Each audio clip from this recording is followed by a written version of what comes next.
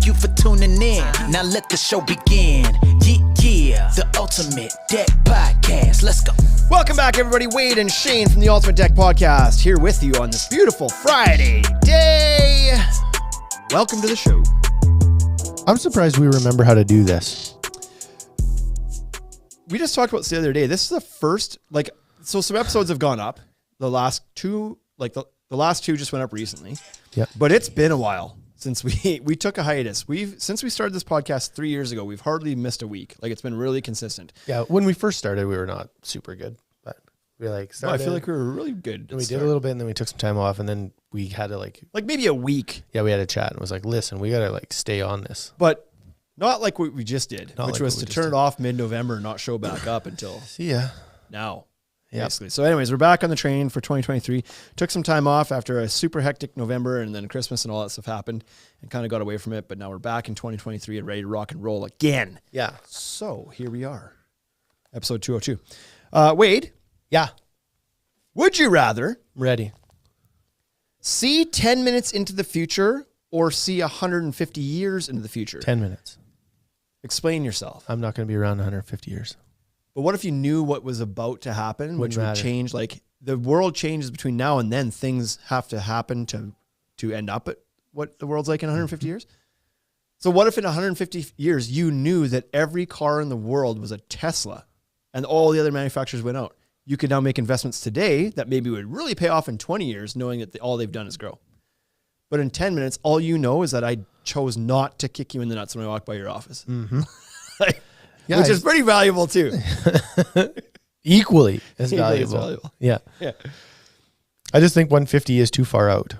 So let's add to this question. See 10 minutes in the future all the time or one time? Ooh, if it was a one-time snapshot? Yeah. I thought that's what this was. One-time snapshot. You see what happens. For right now, it'd be awful. You're still going to be sitting in this chair talking nonsense in 10 minutes from now. Oh, yeah. Now we're going to be talking about this. So one-time snapshot, I take the 150 years for sure. Continuously 10 minutes in the future, I take that one. Yeah. Imagine. You would always just know a little bit sooner. Are you the same? 150 if it's a snapshot, 10 minutes if it's a continuum. Yeah. I guess I thought it was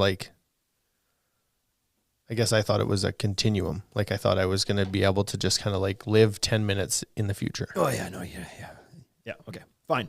Would you rather ride a bull one time? So you get on super dangerous bull ride at one time. Yeah. No helmet, no nothing. Just your city self gets on a bull. Yeah. Or would you rather run with the bulls where there's 30 of them chasing you down an alley and there's nowhere to go?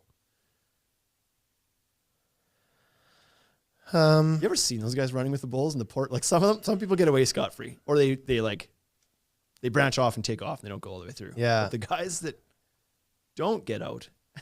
Yeah. I don't know. I think I'd have to ride the bull. And the idea behind that is that I probably don't last very long anyways. I get on and then I fall off pretty fast. And then, yeah, I don't know. I don't imagine I get stomped or hurt. But when you're running with the bulls, you have a lot of things to worry about. You have all the people around you to worry about and all of the bulls to worry about. And then, but if it's bull, it's just it's one-on-one. It's me and him. And then I have to figure it out. Yeah. This is a really tough one. I feel like I would also, for the same reason as you, it's it's a time thing. It's it's 8 seconds and then it's hopefully over as long as I'm not. It's not 8 seconds. Messed up for the rest of my life. Staying on a bull for 8 seconds. No. But even if you get bucked off the first one, it takes you 10 seconds to get out of there. If you're lucky, assuming the thing doesn't turn around and be well, you're dead now. Yeah. But the other one is with running with the bulls. I just don't like running. Period. That sounds exhausting. And with having no out. So yeah, man, watching bull riding is just that's a crazy man sport. You have to be not right in the head to do that. It's wild. Mm-hmm. Last one. Would you rather have universal respect from everybody, regardless of what you do? People just respect you, or have unlimited power? I would take unlimited power. Yeah, I didn't like this one because I figured that was an obvious answer. I would rather have unlimited power too. I feel like people, for the most part, respect people who have power. So if you had unlimited, as long as you're not I don't know that they like automatically like people like that. no, that's true. I take it back. I'd rather be respected. No, I'm just kidding. I would rather have the unlimited power too. Like there's 'Cause then not you enough confines around that question. Yeah. It's like, sure. You can do, like, you can make decisions that would then ultimately have people respect you. Sure. You could use With unlimited power. you could use your power.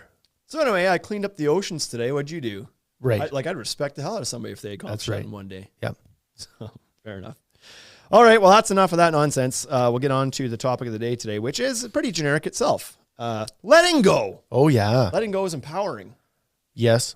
So they say. So this is your idea, and it was a good one. It's like, it's pretty broad, but it's like, it's broad in what types of things you can let go of, but the result of doing that is like always empowering and like a better you and a better business and everything else. So this one's a little bit more contractor focused, I would think, but also personal lives as well, letting go of things that are like weighing on you.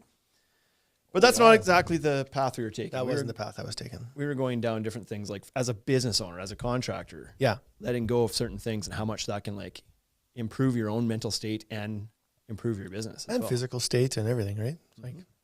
It's like a half a mental wellness podcast as well, Yeah, because it'll do that. exactly. So these are not in a list of any sort. Well, it is a list, but it's an unordered list of just things we're going to chat about. So Yeah. the first of all is letting go of that employee who's not working out. Yeah. So the reason why this is important to talk about is because people generally like to stay comfortable and avoid conflict and avoid tough decisions. And uncomfortable conversations. Like nobody wants to fire somebody. Certainly. That's not true. I have fired a few people I liked firing, but But it's not a fun thing to do. You know, like if you get off on firing people, like you're an awful person, then you don't get my universal respect. okay. Well, I'll use my power to try and get that back somehow. But even so, even if you are like, I need to fire this person, it creates complications in Yes. your life too. And then you got to replace them. And then how do you get the next person to be a better person? Certainly. Is it your fault or their fault? And like, there's lots of things that go. And it also, like, it ultimately means you're going to have to do more work Right. immediately. Yeah. Like in the interim. But I like what Gary Vee says. Gary Vee says, If you don't know him as cousin Gary V, right, cousins with different last names, same first name though. We're Yeah. really weird. But he has a quote where he says, hire slow, fire fast. It's like, take your time making sure you find the right people. Yep. But if it ain't working out, now is the time. Not wait and see. Like if you already know, You that know. this is an unsolvable situation. this is the thing. People know. People do know. You always know. And you hang on trying to be like, well, not because you think it's actually going to get better, but because you're avoiding the difficult conversation, Yeah. the change in your workflows, you're changing your personal life because of what's happening, whatever. And you try to just like hang in there and you come up with all sorts of compromise in your head and be like, well, it's probably better to have somebody than nobody. And The other thing that that happens probably in like a retail setting a little bit more than in a contractor setting is that you think maybe you can move this person around, right? And it's like, well, maybe they're not really good in the yard, but maybe they'd be good inside, or maybe they're not good inside and they could be outside. Or, that's certainly possible that sometimes people are just the right people, wrong seat kind of Yeah. scenario. but That's possible. But sometimes it's just sometimes it's just wrong person. wrong people. Yeah. No seats. Not a seat for Don't that person. have a seat for you. anywhere. Seats on the bus. Yeah. Your seat's leaving in 15 minutes. You're going to want to grab your shit and get out of here. Yeah. Exactly. So yeah, I think the moral story is here. I would like to live by Gary Vee's words of like hire slow, fire fast. Take your time, make sure you get the right person. But if it's not working out and it's causing stress and conflict, and it's like they say it takes more than one person to make a team, but it only takes one person to ruin a team. Yeah. If that's the one person is ruining the culture in your business and the vibe, and there's conflict and it's just not working, and it's being reflected in your outward towards your customers and everything else, and it's just like ruining everything. It's just like it was time a while ago. You just got to end that. Got to let go. Gotta go. And then once you do commit to that decision, the amount of this like Right? the relief The next day. and the excitement about getting better and having another chance to Yeah. fix that problem. So Yep. if it's not working, it's not working. Next up is delegating your tasks, Oh yeah. which is also, I mean, these are all difficult. I don't need to say it in every single one, but like this is a difficult thing to do too, especially for an entrepreneur or a contractor who's started the business doing everything. And if they're really particular about things, it's hard to let go of things. Yeah. How many times have you heard that from contractors? It's like, well, I'm the one who builds the decks because like nobody else builds as good as I do. Mm-hmm. And it's like, well, then that's your fault. You need to teach them to build as good as you do. You need to show them and then let them. Yeah. Whoever that person is. Yeah. Find the right people, train them properly, Yeah. set your expectations, and learn and continue. And then cycle it all back again. Learn, and train, and feedback, and continue. So you got to let go. And if you don't want to let go of that part, if you're fine being a one crew show, and like, that's okay too. We're not saying you have to scale and give your stuff away. But if you're overwhelmed and you can't do your own job properly or run your business properly because you've just got too much on your plate and you don't have the capacity to do it all, Yeah. you need to delegate off the things that you don't want to do or that you don't do well. Yeah. So you're like the best at nailing in blocking. You're like amazing at it. You're like, I'm the best deck builder and I nail blocking better than anyone. Yeah. But I hate doing estimates. It's like, come on, buddy, think about this for a second. Like, you run your company. Yeah. You need to be the one doing the estimates. That's what makes your company go. Not nailing straight blocking. But if you don't enjoy doing the estimates and Find you're not, someone. so there's the matrix, right? There's the 4 things. You have to be good at what you're doing. You have to enjoy doing it. If you're neither good at it, nor do you enjoy doing it, those are the first tasks that you're supposed to find somebody else to do. Yeah, Delegate those things first. I don't enjoy it and I'm not really that good at it. So what are you doing it for? The tricky ones are the ones that you enjoy doing, but you're no good at it. Yeah. Or the ones that, even trickier, you're really good at it, I but you don't hate enjoy doing it. Yeah. Which is the blocking. I don't imagine anybody's like, Yeah. loves doing it, but it's just like, blocking it. but maybe you need to adjust your expectations in the blocking too. That's right. But you delegate those tasks. The first things, the things you're not good at and you don't enjoy doing, get rid of those immediately. Those are the ones that have to go right away. Yeah. And you basically, the goal is to keep as many of the things that you enjoy doing as possible. And the ones that you enjoy doing and you're good at, you don't ever let those go. Those are like that's what feeds your soul and gives you purpose in what you're doing is those items. So in between, like really good at it, like the ones that you're not enjoying at all, or I would say the primary ones to get rid of. Yeah. So even if you're good at it, but you don't enjoy doing it, get rid of it. What do you figure? What's something you've delegated recently that you didn't want to do Ooh. in the last, like whatever, your whole life, let's say? We won't narrow it down to the last month, but something that you used to do, you didn't think you could let go of it because of any reason. You liked it, or you're really good at it, or you were fearful that the person doing it couldn't do it as well, or didn't have as much skin in the game, or like, you got something? Probably sales on the floor for me would be the biggest thing. Like, I enjoy selling. Yeah. And I thought that I did it better than a lot of people. Yeah. Like, So why'd you give it up? because you had to. You want to scale, want to do other things, right? Yeah, I couldn't be in Saskatoon. It's not possible. But there was other things that needed to be done. And that You gave it up to work on the business yeah. instead of working in it. Yeah, or doing a different job, right? Doing like looking after some of the managed installs. Yeah. Like, that's okay. I don't love doing that. I don't love doing the managed install stuff. Right. But I have more construction knowledge than other people in our team, so that works well because like we can problem solve through how to connect to the house and how to tie a roof structure in and like Right. But if I could just do what I wanted to do, I'd probably just continue to sell. I think. So I've got a couple examples too. You went the other direction and talked about giving up when you didn't want to give up, which is fine too. And so I'll give an example of that as well. Last year, like I gave up a lot of the marketing of this company. Oh yeah. Which is that's what I wanted to do. It's what I went to school to do. It's what I really liked doing. Yeah. And I gave it up, and I feel like I was good at it, and I gave it up, and I don't feel like that worked. It didn't I wasn't happy giving it up, but it was just something off my plate. Yep. And now it's kind of come back to me, and I'm like enjoying it again.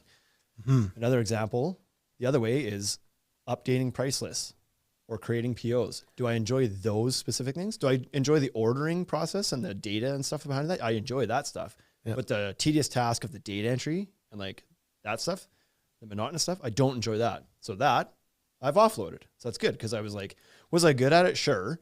But is it hard for somebody else to be good at that? No. No. It's easy to somebody else to be good at it too. And I didn't hate it, but it doesn't do anything for me. I don't enjoy it. And it frees up time for me to do something I do enjoy. Yeah. And that does require maybe a more specific skill set too.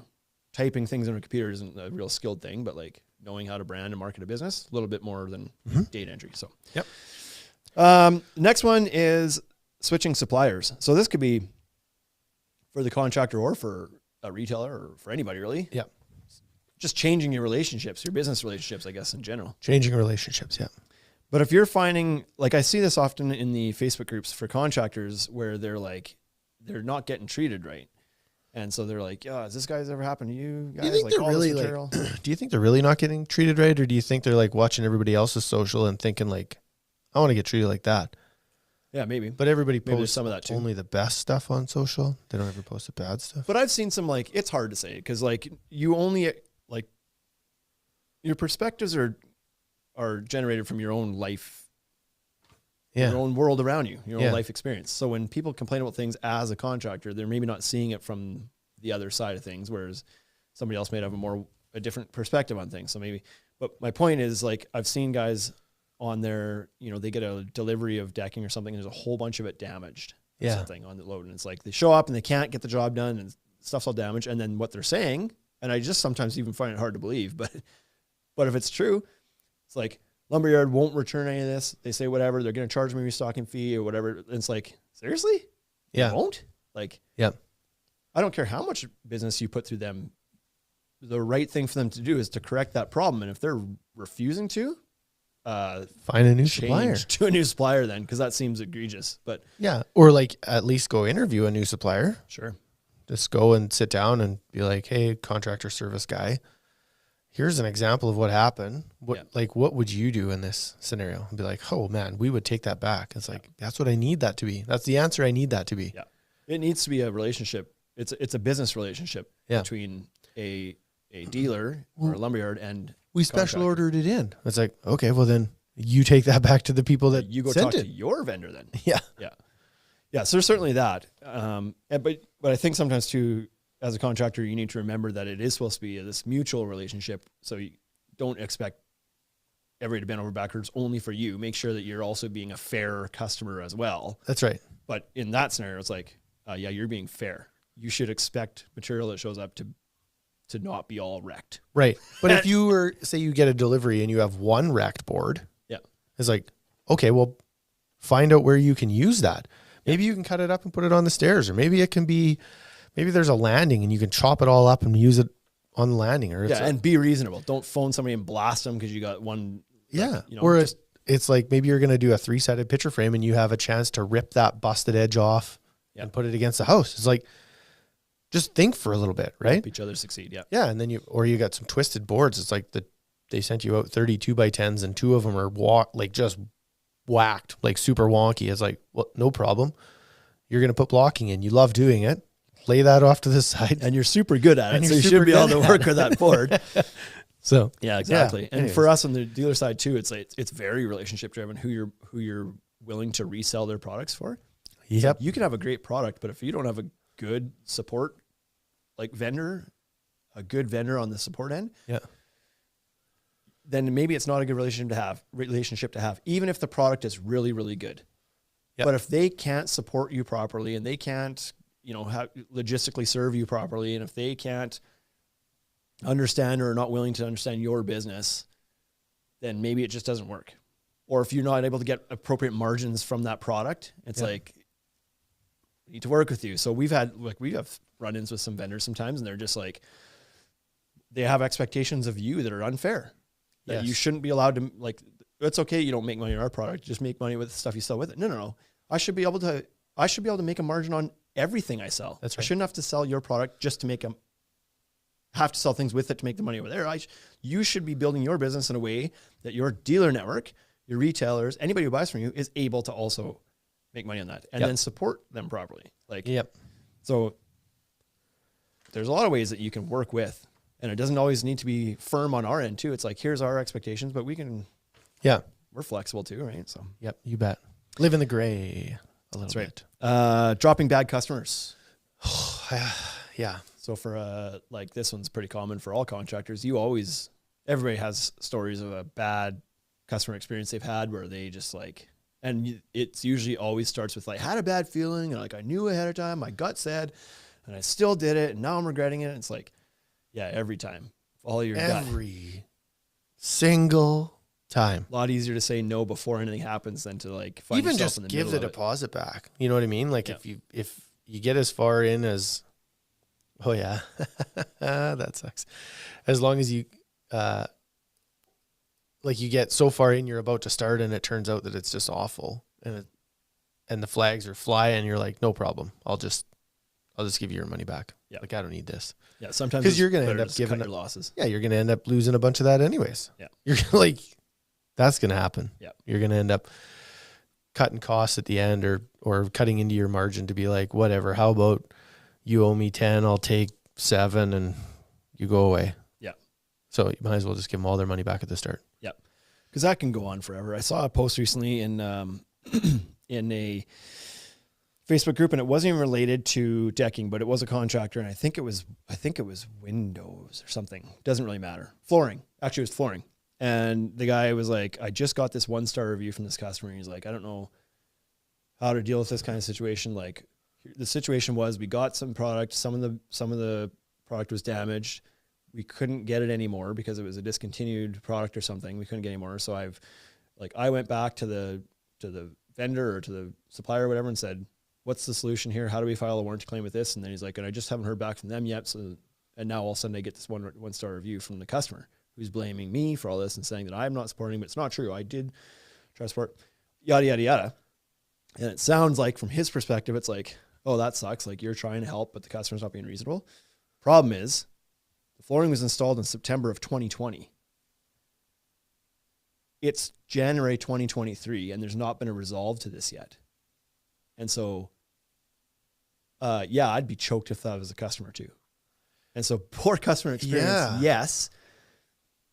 But if this customer was being unreasonable, Boy, this should have been settled a long, long time ago. 2.5 years. But in this case, it doesn't sound like the customer's like pretty viable gripe here Yeah. as well. I would think so. But if that's not the case, if we're not reading that right, and this customer was difficult from day one, then this should have been cut and resolved back then. What are you doing? Like, yeah. you should have cleared this out. How is this going on 2.5 years later? Yeah. You gotta find the resolve, even if it means you might have to eat it a little bit or something. I don't know don't know the whole story. The Obviously. point is, it's like, can you imagine having that hanging on your back for 2.5 years? God, when it was over, you'd feel so much relief. Right. That's one of the things that's the best about dealing with some like awful customers. It's Yep. just like weighing on you. And then when you finally deal with it, it's just like, oh, there. Yep. Done. 100%. So Yeah. the last one's kind of related to delegating a little bit, but it's hiring a team. So this is kind of letting go of some of your tasks. I guess we're just kind of retouching on this again, but a lot of contractors start out doing everything. They're the accountant and the bookkeeper. They're the marketing guy. They're the salesperson. Yeah. And I think the that's a really estimator. good way to think of that is your team is like the accountant and the bookkeeper. Right. That's like they're part of your team. Yeah. And a lot of people are afraid to take on that overhead when they aren't super comfortable with what the revenue is that they're bringing in. It's too early. They're like, I don't feel comfortable. I'm barely making enough money for myself. Don't know what I'm making. Yeah. The thing is with like a bookkeeper, it's essentially you essentially can get somebody who's pay per use on contract. Correct. You're only using them if you're actually doing work. If you've Yes. got receipts and things to submit and invoices out there, well, you're making money. Like you're doing the job. You might not be making money, Well, you might not be, but but they'll help figure that they'll out. tell you if you are, because they'll put it all together and they'll be like, well, you didn't make any money this month. The point is, Did it's you? a Oh. cost that's associated linearly with the amount of work you're doing. Yes. So you Yeah. do one job, you need a bookkeeper a little bit. Yeah. You do 10 jobs, you need a little bit more. You do 100 jobs, you need them a lot. Like Yeah. it just grows with your revenue. So you just need to make sure that cost is in there, Yeah. that you're able to pay for it. But don't be afraid; it's not going to cost you anything if you're not using it. Correct. So, Yeah. and then the marketing stuff too, all these positions. So if you don't enjoy doing sales and you don't like that part of it, you just want to be the guy nailing up that beautiful blocking, and you're not good at sales. It's scary to be like, well, I can't go hire a salesperson. I'm only making enough, whatever. But think about how much better that salesperson might do. Yeah. What if they start might- selling jobs that you could never sell? Right. You could only sell 10 and 10K jobs and they start selling 30K jobs. And they have the ability to like fully provide the value picture to a customer, which means they start adding on maybe the more profitable services like installing the lighting or something like that. And all of a sudden you're making more money and your sales double overnight because you hired the salesperson that you didn't think you could afford. Yep. Now, not only are you paying their wage, but you're making a better wage yourself. Yeah. And the marketing team, you weren't doing a good job of that. It's like, Yeah. Now you have to hire a helper, Yeah. which you didn't have before. yeah. So, But there's no doubt it's a scary thing to do. Like, oh yeah. we can sit here on this pedestal and talk about it, but hey, it took us how many years to hire a bookkeeper too, right? Like these are learned lessons. Yes. We're not just inherently smart about these things, Yeah. but it's like when it happened finally, it was like, holy man, like what were we doing? Yeah. That's the whole point of this is like, it's empowering to finally let go, to figure Yeah. things out. Yeah. And the last one we'll discuss is changing the process or the systems, changing the process. Oh yeah. You often hear about people that are like, well, it's just how we've always done it. I hate And that you- phrase. And you don't want to change it because it's like you are efficient with it maybe, or you feel like you are. It's just like you don't have to relearn something new. You don't want to slow yourself down. Why do you do it that way? Oh, I don't know. It's just how we always done it. And so sometimes maybe you need to step back and have a look at things from a different perspective and see, is there a way for us to improve this process? Sure, it's kind of working, but Yeah. what if it could be better? And that's where these networking groups or whatever, like for example, the Academy boardroom thing that they're doing on Fridays, it's like gives people a chance to discuss their process and talk about their stuff out loud. Yeah. It's not that yours isn't working or that it's even broken, but maybe somebody just has a really good idea that you can implement into your process. Yeah. Or even take part of it. Maybe Yeah. you don't need the whole thing. Maybe you just Exactly. need part of theirs. Yeah. So Just something you haven't thought of before, or maybe you thought about it and now you found somebody else who's doing it and they can tell you like, oh no, it does work. Yeah. Like here's the result of doing that. It's like, oh, well, there's the kick in the butt I needed to actually like want to invest the time or Yeah. money or whatever it is into this. yeah, So there's this like changing websites. yeah, maybe that. So it's just like, I think always review your processes at some point and see if there's a better way to do things. I had a talk with our GM here this morning and is like, he's going to be up at our other store, Saskatoon, helping do inventory and training and stuff up there. And it's like, I want you to, when you're there, to have a look at that warehouse and see how you would do it differently, because people get comfortable in what their environment is and Yeah. it becomes normalized. So here it's like, you get used to a mess if it stays there for too long, and then that mess becomes okay. Yeah. Right. And so when you have fresh eyes on something, it's like, well, it doesn't look ideal that the garbage is pulled out in the middle, like whatever it is, Yeah. the garbage is pulled out in the middle. Like that's not a good look. But for somebody who walks by it every day, it's like, Well, it's just you where don't even notice it it's anymore. where it is. Yeah. Yeah. It's good I to have always those. feel like I always feel like this store is always just a little bit messier, just a little bit more unorganized Yeah. than the other one. But Yeah. no, it's good to have them come and see each other and visit. I know that when our yard guy from Saskatoon came down here and spent a couple days in the Regina store, he went back and he redid a whole bunch of stuff in Saskatoon when he got back there. I was like, oh, they do this and they have a filing system like that, and we never had that. And like, he did it right away. He like drug a filing cabinet out and started getting it ready. And so for us, that's great, because now when I go to look for documents, they're in the same place in Saskatoon as they are in Regina. Yeah. It's like, So, and some of that's on us. Like you can put systems into a certain, to a certain degree. Yes. It's very important to have the systems in there so that there is consistency, but sometimes the implementation of the system isn't, sometimes it's a little bit loosey-goosey. it's the traction. Right. And so one guy might read something and implement it one way, and another guy might read something and implement it a little bit differently. Yep. Or maybe the system's not good enough and you find that out because you're both doing things very differently. It's like, clearly we haven't communicated an Yeah. appropriate process for this yet, because they're both kind of winging it. Correct. Yeah. And having those different shared experiences can help you to kind of like define that process. Yeah. It's like, Yeah. So okay. Well, that's all. Anything else you wanted to add on the fly for letting go being empowering? no, not really. I don't have anything to. Well, thanks for your contributions today, Wade. I feel like I came up with a list. You did come up. This was your topic idea, so I can't completely fault you okay. for not coming up with any more. You already burnt out the brain energy there. That's it. That's all I got. Alrighty, well, we're heading to WRLA next week, and we're heading to IBS at the end of the month. Yeah. Winnipeg, Sunday for me, Wednesday for you. Mhm. And then IBS, we're going together. Yep, with any luck.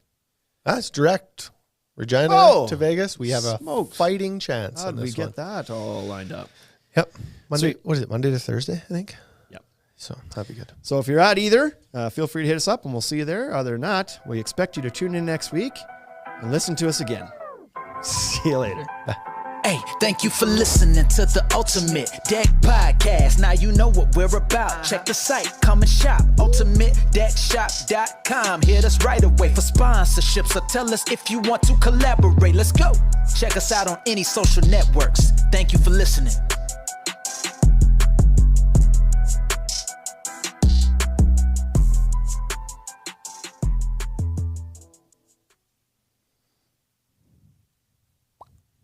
Second screen. There we go. We're live. Okay. We're ready to hit this button and get the show on the road. You ready? Yeah. You see me miss the right sound there on that last one? Did you notice that? Yeah, I did. When you were exiting. When I did this. Yeah. That was not the right button. That was not the right button. Okay, we're going live here. Let's go. Okay. The Ultimate Deck Podcast. Need a show about outdoor living? This is where it's at with your hosts, Shane Chapman and Way Loren. Thank you for tuning in. Now let the show begin. Yeah. The Ultimate Deck Podcast. Let's go. Good afternoon, my furry little friend. How are you? Good afternoon. I'm well. You? Wade and Shane here. I'm just doing just dandy. I'm going to get a haircut tonight. Are you? Yep. Are you like on a level of 1 to 10? How excited are you? 9. No, wait. Wrong 9. way. 1, 2. Holy smokes. I don't like getting my haircut. How do you go from a 9 to a 1? Well, I misunderstood the scale. How do you misunderstand the scale? Have you ever had a scale where it's like on a rating of 1 to 10 where 1 was the best thing? Have you ever... Come on, buddy. Have you ever put the question in your head before the person finished asking it? Oh, yeah, I do that frequently. So you did that, huh? Yeah. Okay, well, fine. I was like... I thought you knew that I didn't like getting my hair cut. And so I didn't know. I assumed that you were going to be like, so how much do you hate getting a haircut? And I was like, 9. Do you wear your, I see. Do you find that you wear a hat a lot more when your hair starts to get longer and when you get a haircut, then you start doing your hair a little bit more? I wear a hat all the time. I do too, but like I refuse to wear my hat. Like not wear my hat unless it's like a fresh cut. Like that when you're first week, first. Fine. The problem is I only get a haircut every like 4 to 6 weeks. So that's what's about to happen. I'm about to go into a week of not wearing a hat. Right. And so.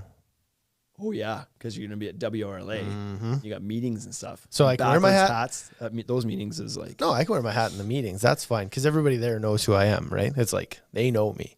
But when you're walking around on the floor. And you're a board member wearing a board member jacket. Sure. And you're supposed to be meeting vendors that are, yeah. Anyways. So then what happens? Well, maybe I they'll walk want up, to join your club because it's super hip. I walk in and I have no backwards ball cap, but I still swear like I always do. I still tell the stories that I tell and they're like, well, that guy's funny. He should be wearing a backwards hat. Yeah. Like he you walk talks in, sup losers? And we're like, didn't see that coming from the guy with his hair and the sport coat on. But I did his hair. So. Wado, are you ready for a little bit of would you rathers? Yeah. Yeah. Would you rather go to the store and end up always buying 10 things you don't need, or always forget the one thing that you did need? Isn't that how people grocery shop? It's how I grocery shop. I was like, would you rather? Thanks. Would you rather? It's like, oh boy, I already lived that life. My reality is both right now. Yeah, I go there and I walk out with Fruit Loops, which were never on the list. Yeah, but so I like Fruit Loops. That's the question. Which one would you rather fix? Always getting the stuff you were supposed to get. No, I'm okay. 100% of the time, or being able to like resist buying crap you don't need. No, I'm okay with like forgetting the thing.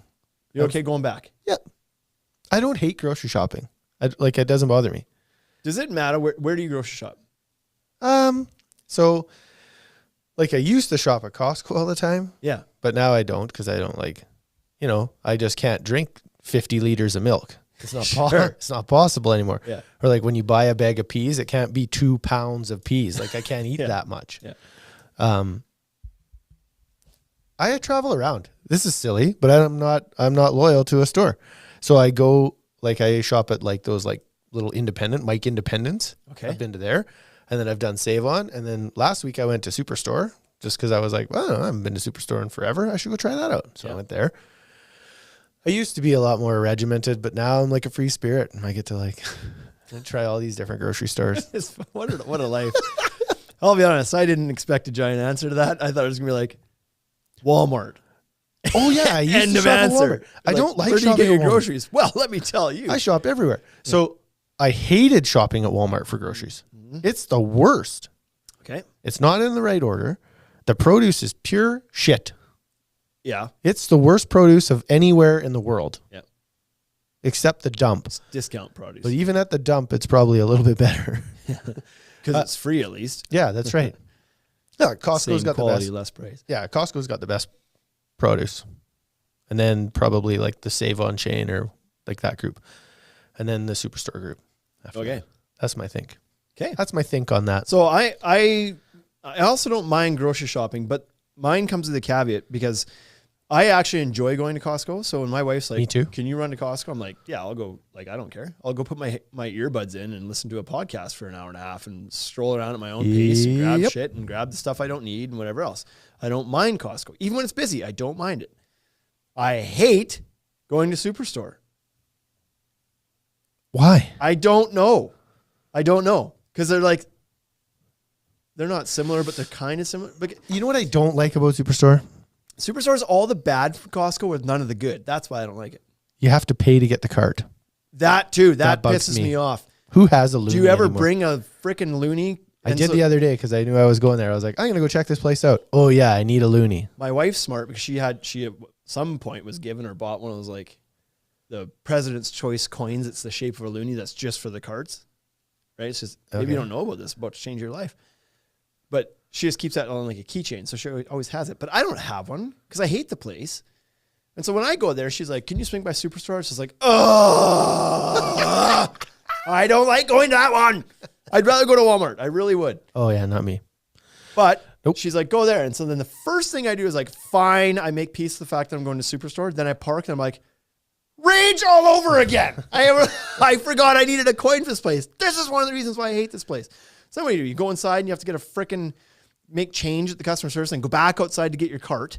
So I'm already pissed off before I even get in there. Yep. And then you get in there and it's just gigantic and busy and like there's nothing redeeming about it. Then you get to the freaking checkout and they don't bag your groceries and they don't have bags anymore. You have to bag your own crap. You have to, That's you have to that's push just the a- button to make the conveyor thing go like, Oh, no, you don't have to push that button. I don't do that. If it piles up too much, they'll push the button for you. fair enough, but you're still bagging it all yourself. The bag, And now you got to, the bag thing is, I think that's local. No bags. The no bags thing is local. Saskatoon is still like wild up there. well, because City of Regina had the ban on Plastics. single-use plastics not too long ago. So it could be very much localized to here. Yep. But regardless, it's, but no, okay, so maybe that's not an issue anymore, but they never bagged your bags. Yeah, they never bagged your groceries, and that's okay. That's Even when everybody else was bagging them in their plastic bags, Yeah. Superstore was like, no. And they Bag always them. charged for the bags before everybody else charged for bags too. that's right. That was the other piss off. That's a good business, man. You think about that from the other side. You're on the wrong side. This is supposed to be a mutually beneficial You relationship. stand on the other side. It's like you're making money on bags, and you don't have to pay that bagger employee. So profitable. So I respect the decision. I don't like it, but I respect it. I understand what they did. They have the best like international foods by a long shot. It's not even close. I'll give them that. They have a pretty good international food section. And so But one of the recipes that I printed off at the start of the week for food was I was going to make a coconut curry shrimp soup. wow. And so I had to go there because they have coconut milk and they have like better curry selection and shiitake mushrooms. Like everything was better there. Yeah, the selection from a grocery perspective is probably better there than anywhere. It's So? huge. Okay. That's not my issue. My issue is not the selection. I just don't like the place. I can't really explain all of why. Is it because of the color yellow? I'm not a like huge fan yellow. of the color yellow, especially when paired with green. So there you go. And then they put a red maple leaf on things, and it's like those colors clash. Out of my life. There you go. Now, It turns out marketing is a huge factor. You It won't is. shop there because the colors are wrong. but you know what? I do prefer to go to Co-op between Co-op and Walmart. I would It's like, never shop a co-op. oh, see, and the one in Harbor Landing Cost too much. is money. actually really nice. And see, that's okay. If I'm going for a bunch of things, fine, I'll go to Walmart. But if my wife's like, can you stop by and pick up one thing. I would way rather go to the Co-op and spend a little bit more than to go to Walmart and get that one thing. it's just a better experience all around. Cleaner store, it's a nice store, everything's nice. It's like, yeah, it might cost a little bit more. You can get in, you're not in a huge lineup at the end. Like, it's just better. Yeah. But anyway, so to answer that myself, from a disciplinary, like the right answer here is I would rather fix the 10 things I don't need, because that costs you a lot of money. Yeah, but that's how you end up with nibs. Right. And that's Point proven. joy. That's joy. Can be joy, yes. But anyways, that's not something that I like. A phone call. Who phones me in the middle of a podcast recording? Somebody Do phoned me these too. people not know? They're obviously not on YouTube. I'm trying to be on YouTube, but I can't. It won't load for some reason. That's just you. So I think I would rather fix the 10 things I don't need. Because when you go to Costco and you buy 10 things you don't need, that's like $180 of shit. Well, when it's Costco. And I'm there every week or every other week. That's a lot of money. Yeah. Like going back there to grab the one thing I missed would be way cheaper than buying 10 things I don't need. Yeah. Okay. Would you rather work an overtime shift with an annoying boss or spend a full day with your mother-in-law? So I would have done the mother-in-law. You would have chosen to spend the day with mother-in-law. Yeah. Okay. I don't like my boss. End of story. No, I don't. Yeah, like who wants to work more? It's overtime though. You get paid for overtime. This is a weird It's been question a for long, us. long time since I got paid for overtime. Yeah. I would have no problem spending the day with my mother-in-law because I like her. Yeah. She's fine. So. I enjoyed spending time with her. So that's not a hard one for me. And I've also... Could you imagine being in a relationship where your mother-in-law was so awful? Yeah. Like even... So like even in your... stereotypically bad? Yeah, like even in your previous one. Yeah. That mother-in-law was great. Yeah. I've never had a mother-in-law issue. Ever. But like there's some people that have like real issues with their mother-in-law. Yeah. Could you imagine? Not a good situation. No. I'm actually fortunate. I don't know that I've had too many annoying bosses either. Yep. I've had some annoying... That's not true. I'll take that back. Okay. I just thought of somebody. Who? So, well, I'm not going to say it. So I would absolutely, like, now that I've thought of that, I would absolutely rather spend a day with my mother-in-law. Would you rather find a rat in your kitchen or a cockroach in your bed? Rat in the kitchen. Yep. No doubt about it. No doubt about it. The idea of having, it doesn't have to be a cockroach, spider, any insect, like there's some, isn't it weird how we're okay with some insects, but not others? Uh-huh. Like if I found an ant in my bed, I'd be like, no big deal. Whatever. Yeah, yeah. Ladybug, I'd be like, it's cool. Maple bug. Don't even mind those.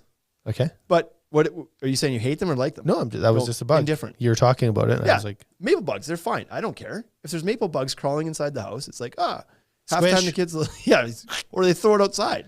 Or it's like a ladybug for sure. Everybody's got this like thing for ladybugs. But if it's a spider or a cockroach or some sort of like little weird beetle, people are all freaked out about it. yeah.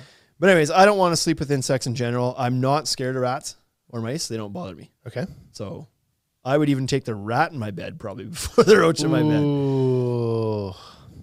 I'm not grossed out by rats or birds. I get that some people are, like rats and mice and birds, rodents. They're Yeah. fine. They They don't bug me. don't bug me. If I was sitting here and a mouse ran across my foot, it would bother me 0%. Like I would react. It might startle you if you didn't know what it was, but I wouldn't be like, oh my God, and up on the chair and be like, there's a mouse in here. I'm not one of those people at all. My mom with birds is hilarious.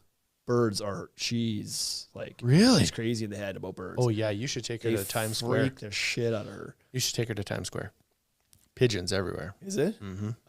I've been to Times Square years ago. I don't remember that was like 25 years ago. Take like a piece of bread, put it on a string, and then clip it to the back of her shirt. And then, weird. oh my goodness. Take her on a cruise. We were talking about this Right, not too long yeah. ago. You've done a cruise. I've done a couple, yeah. But were they more northern? Were there seagulls on them? Like what I've experienced? Or Yeah, no? so it was different than that. I don't remember that we had boat birds.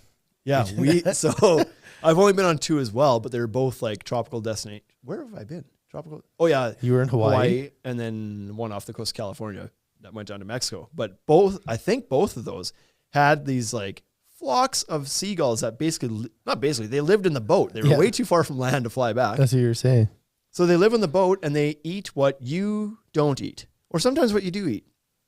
But the funniest thing is like when you're eating outside and somebody will get up from their table and like you leave your plate there behind for the host or the busboy or whatever to clean it up. And like they don't get a chance. The second somebody like pushes their chair back, the seagulls are all like to the rail. like just eyeball it. And then the second you start to stand up, they know they're competing with 70 other seagulls. So it's just like, go time, be the first one there. It's just like a horror movie scene of like shit flying everywhere.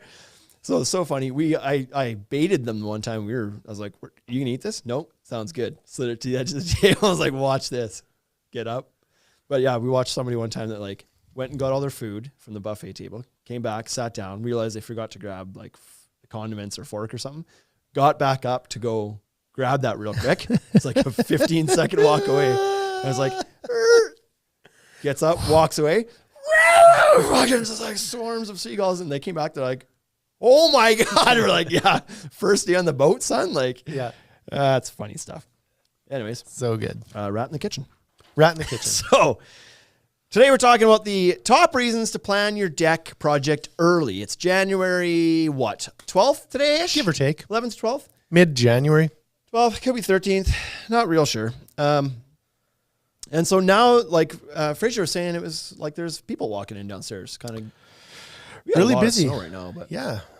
so some people every year will start to get ahead of the game. Most people do not. Most people wait till the sun's shining and it's deck weather before they start thinking about their deck project, Like, which is a giant mistake. I point this way because as if anybody Yeah, else I see knows what you're what's going pointing on. at, that chair or maybe my empty coffee mug over there. So we just had a conversation with two fine gentlemen yesterday or the day before. Who knows? They all run together about the idea of building a deck in the wintertime. And he was just like, no, like you always build your deck in like May, start May long weekend. I was like, why wouldn't you build it in the winter so you could drink on May long weekend as opposed to work on May long weekend? He was just like, I blew his damn mind. Yeah. And he's like, well, yeah, but like it costs more to build in the winter because like the contractor would charge more, whatever. And we're like, no, actually it's, they probably charge the same. Like maybe some do, I don't know. But like the ones down here generally aren't charging more. They charge the same, but he's like, yeah, but then you got to pay more for this. Like, you're going to save a lot in the materials. Yeah. No, really?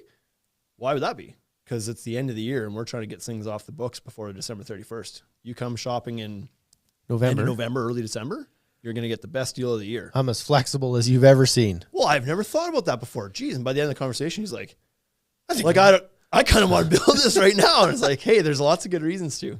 So, Yeah. obviously, the weather is not ideal, but it's like it doesn't have to be. If you're not building it yourself and you're hiring somebody to build it, then what do you care what the weather is? I think you got him when you were talking about the dormant landscape. It's like no flowers, That too, yeah. grass is fine. Nobody's trumping. What am I trying to say? Trampling. There it is. Wrong vowels. I was trying all the other vowels. Trampling, trampling, stomping.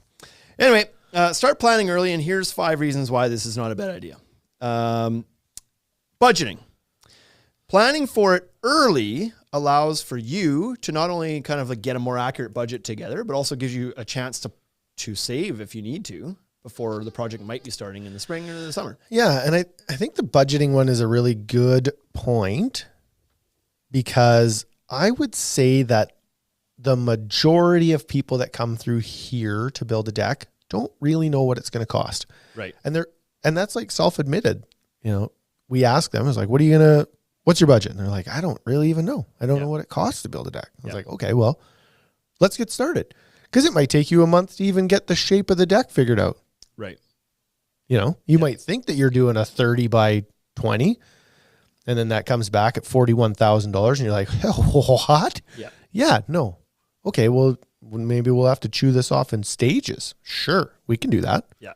So the budgeting, it's important to sort of spend those first 2 weeks in the middle of the winter figuring out what that even looks like. So Well, and then you have more time to tweak it too if you want. Like Yep. if you show up and you're like, we need to build a deck like right away because there's something going on. I got a wedding in June 1st, and it's like, It's like, and then the first quote comes back and it's not where the budget needs to be. Like at least now you can stress free, see what your options are, adjust your budget, Yep. take things out if you need to, add things in if you want to. Yep. More time to just massage things without the stress of the impending construction start date happening right now. Yeah, wild. Material selections. Yep.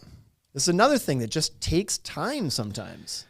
Because typically you have to typically you're going to have to take samples, go home, set them by your house, let them go through a 1 or 2 day cycle. Does it look in the morning, afternoon, evening? And then inevitably you've picked the wrong color. Then you come back, you do it again. It doesn't take long, but it takes a week by the time you've actually gone through this whole process. Yep. So it also gives you a chance to research the options that are out there. You may have, most people are going to walk into this thing being like, yeah, I want one of them composite decks, track decks. I want one of them track decks. Give me one of them track decks you got going on there. And so to you, that might mean like, yeah, I want one of them gray Trex decks. But then you show up here and it's like, it's not gray Trex deck. There's like 5 brands and there's a bunch of grays. And it's like, well, what's the difference? And it's called Foggy Wharf, you silly fool. Yeah. And then it's like, oh, I can frame this out of like pressure treated or steel, or there's like different ways to frame something, or there's different like types of rail. It's like, I don't know, there's different types of rail. There's different infills to the rail. And it's like, there's some decisions to be made about the materials that you want to use, and you might need a little bit of time to research it. Yep. Or learn about it at the store, or learn whatever. And so that takes some time. All of a sudden you thought you were building the deck this weekend. Turns out you need 2 weeks just to kind of like figure out what you even want to use on the deck. Yeah.